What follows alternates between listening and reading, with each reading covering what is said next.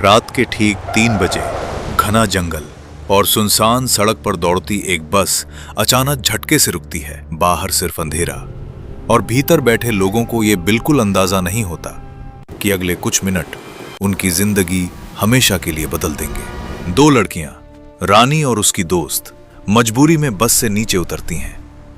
सबको लगता है वो बस कुछ ही मिनट में वापस आ जाएंगी, लेकिन जंगल के अंदर जाते ही माहौल बदलने लगता है।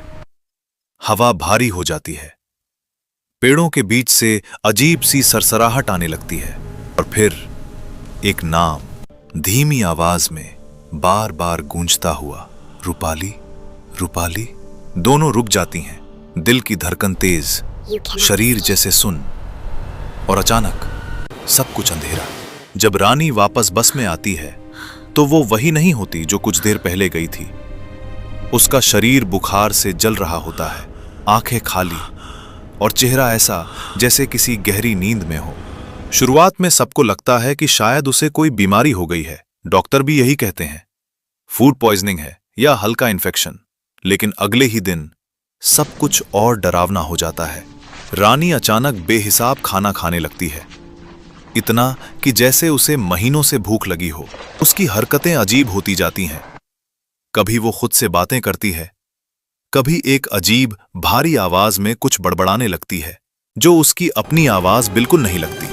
उसकी हालत देखकर अब सबको यकीन हो जाता है ये कोई साधारण बीमारी नहीं है।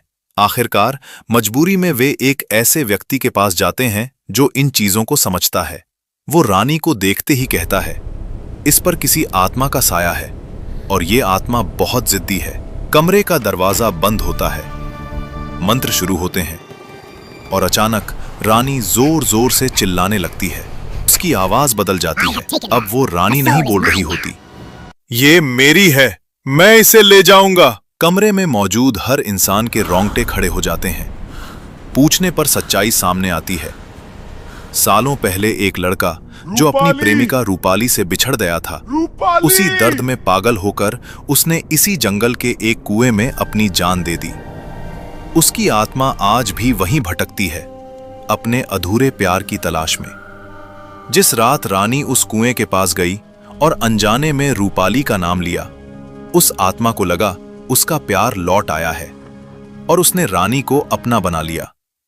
घंटों तक चले उस भयानक संघर्ष के बाद किसी तरह वो आत्मा रानी को छोड़ती है, लेकिन जाते जाते एक चेतावनी देती है, अगर ये दोबारा यहां आई तो मैं इसे लेकर जाऊंगा। उस रात के बाद रानी धीरे धीरे ठीक हो जाती है। आज वो एक सामान्य जिंदगी जी रही है, लेकिन उस जंगल का नाम सुनते ही उसकी आंखों में डर साफ नजर आता है, क्योंकि कुछ कहानियां सिर्फ कहानियां नहीं होती, कुछ जगहें सिर्फ जगह नहीं होती, वो इंतजार करती हैं किसी ऐसे इंसान का जो गलती से उन्हें पुकार ले।